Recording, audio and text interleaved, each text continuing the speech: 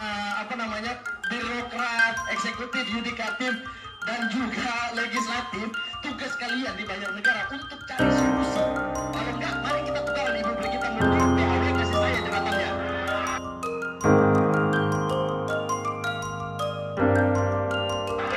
Gitu. Terus yang kedua apa?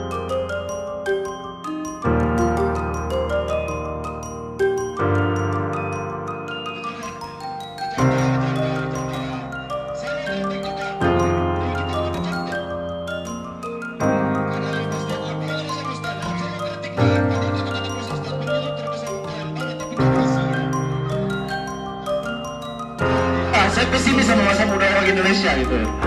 Definisi politik aja nggak paham ya. Kesel saya panggil ulang dia sini.